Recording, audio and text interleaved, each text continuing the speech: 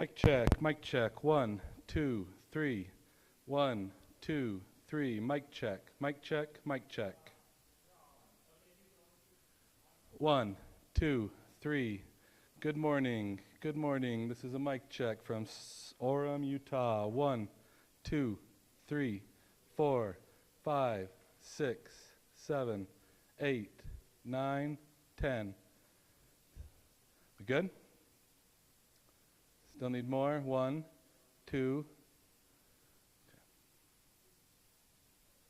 Little more? Okay. Mic check. Hello, everybody. Thank you for coming. 1, 2, 3. Mic check. 1, 2, 3. You're welcome.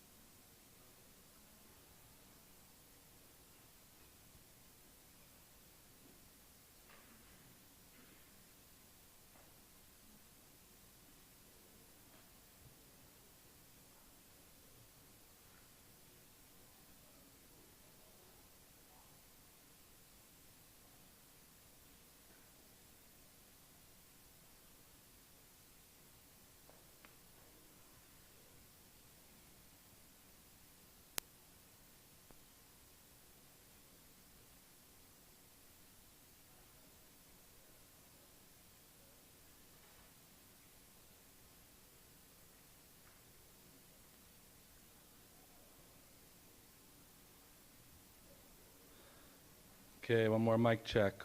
1, 2, 3. This is a mic check. 1, 2, 3. 1, 2, 3, 4, 5. Thank you.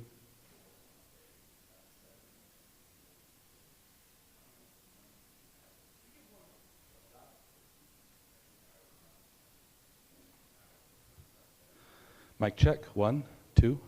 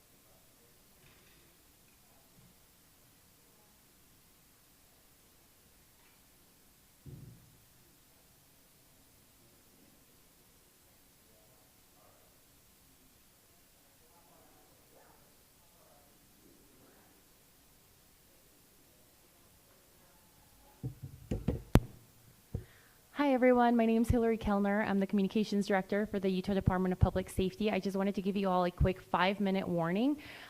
We are going to have the special agent in charge with the FBI as well as Commissioner Mason with DPS. So if you want to get that ready, this should be here in the next couple of minutes. Thanks. Yes. Give me 1 second.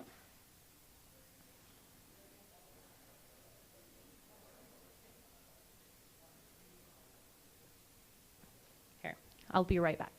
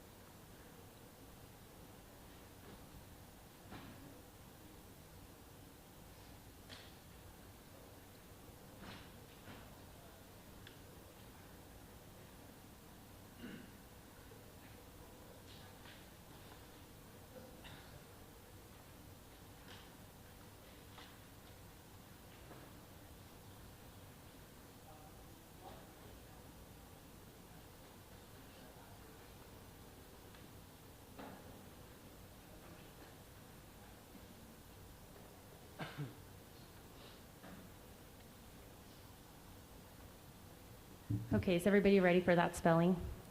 FBI speaker is Special Agent in Charge, Robert Bowles, R-O-B-E-R-T, last name B-O-H-L-S. And then for the Utah Department of Public Safety, we have Commissioner Bo Mason, B-E-A-U, last name M-A-S-O-N. Anyone need me to repeat that? Yeah, one more time.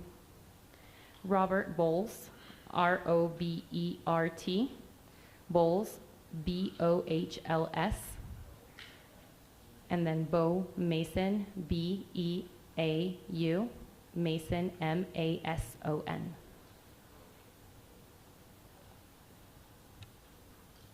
Everybody got that? Perfect. Hi everyone, my name is Hillary Kellner. I'm the Communications Director for the Utah Department of Public Safety.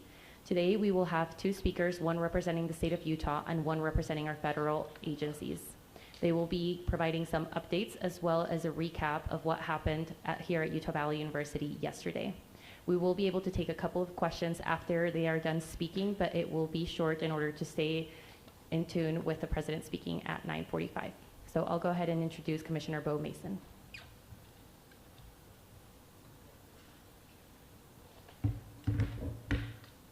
Good morning. I am Bo Mason, Commissioner for the Utah Department of Public Safety. I'd be remiss if we didn't start off today and recognize the significance of the day. Historically on 9/11, law enforcement has come together as a group to recognize and honor those that sacrificed to preserve the ideals of this country, the freedoms of this country. And instead, we find ourselves today hunting a murderer who chose to violate our rights, the rights of an individual within this country. Just to recap yesterday's events, at around 12:20 p.m., political influencer Charlie Kirk was at Utah Valley University participating in a student-sponsored event with Turning Point USA. Charlie was shot at that event.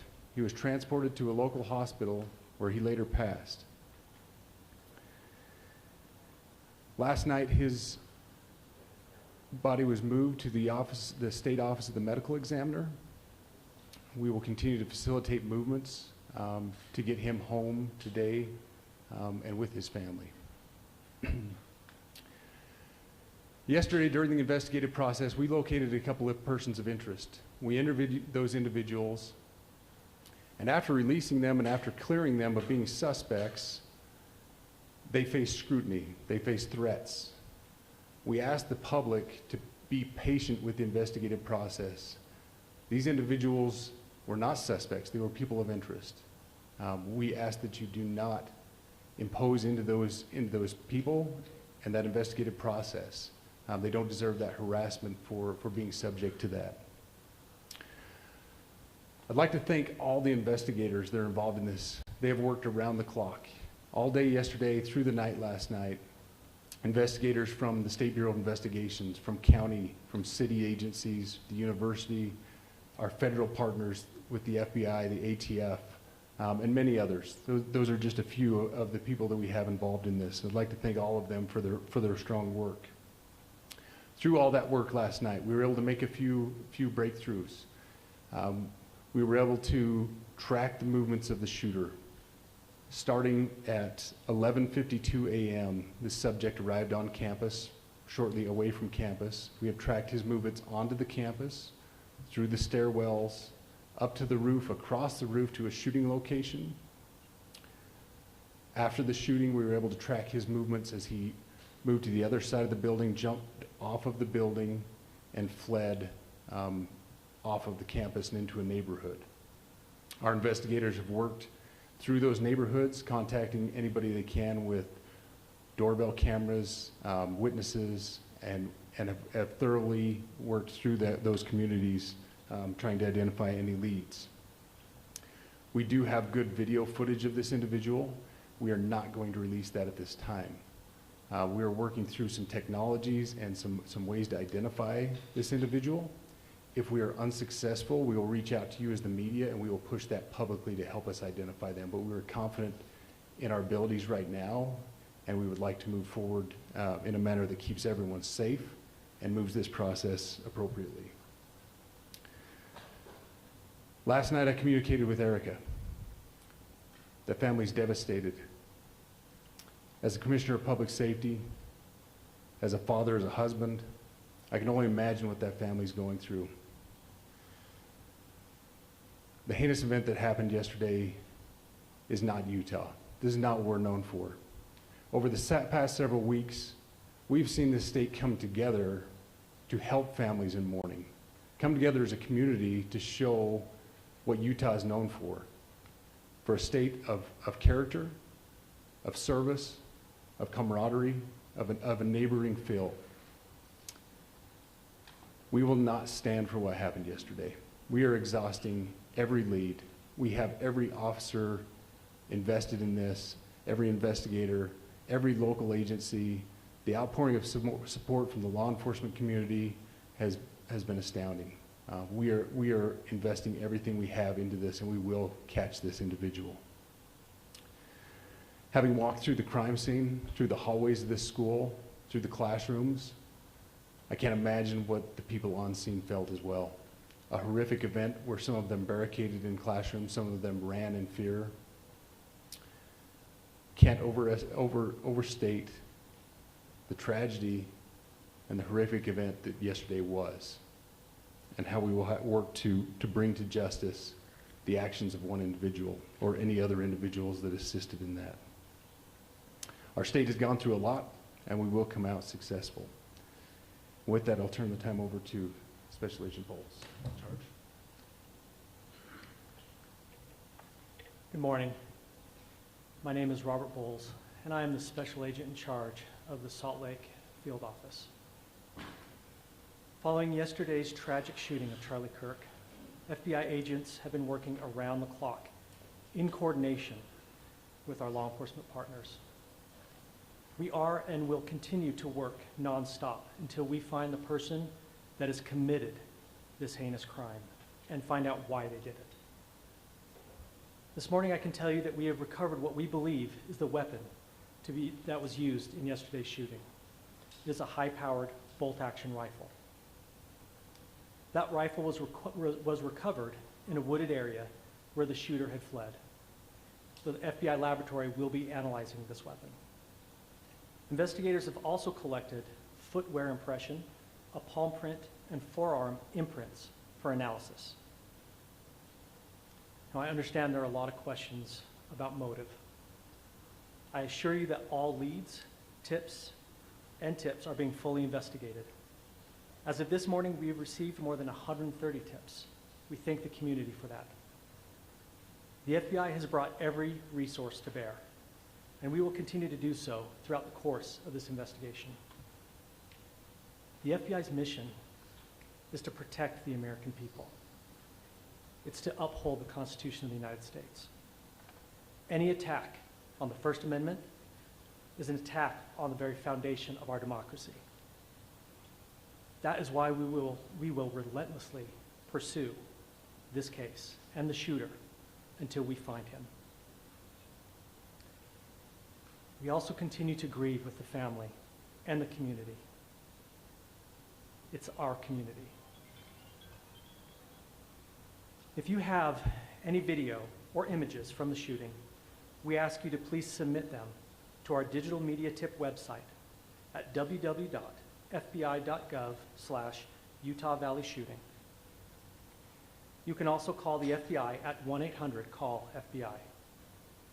We truly rely on the public's help in these types of cases, and no tip is too small or insignificant. Thank you.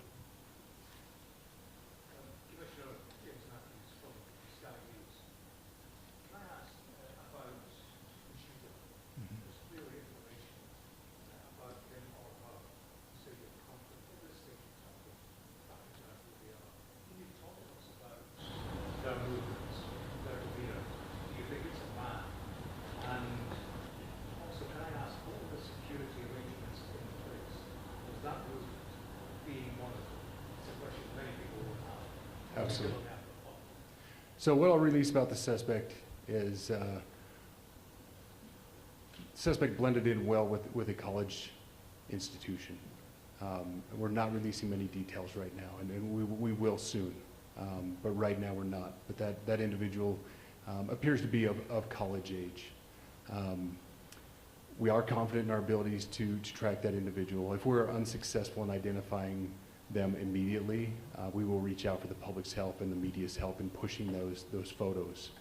That was a new development overnight, working through the night, studying those cameras. So that's something that's new and that we're working through right now. As far as the security, I cannot speak to that.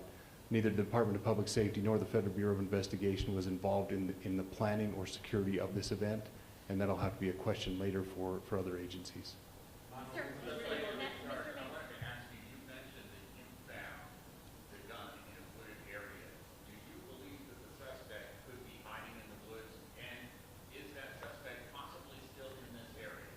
So that's a good question, and it's a question that goes to the safety of the community, right? No, not in those woods. We've walked through those woods and secured it. As to the community, I can tell you that this was a targeted event. We don't believe that the community is at risk. However, we are exhausting every resource to find him, and we will do so. Special Agent Bowles, that is somebody with the BBC. From the images you have, can you see clearly the suspect's face? You say he's college age. Do you believe he was from this university? And how far do you think he may have gone in this time span? So I can't comment specifically on his face or any details such as that, as it's continuing to be a part of the investigation, and again, we'll release that shortly. However, we're doing everything we can to find him, and we're not sure how far he has gone yet, but we will But you do our have a best. clear image of his face? We have images of the suspect.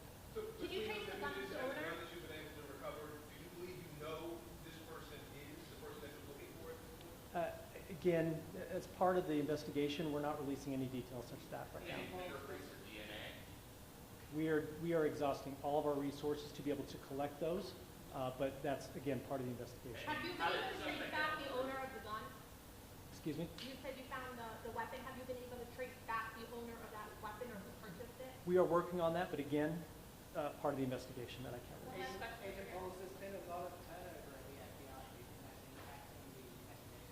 Not at all. We've got complete and total support from everyone, from the director on down, and it's been an incredible supportive environment so far.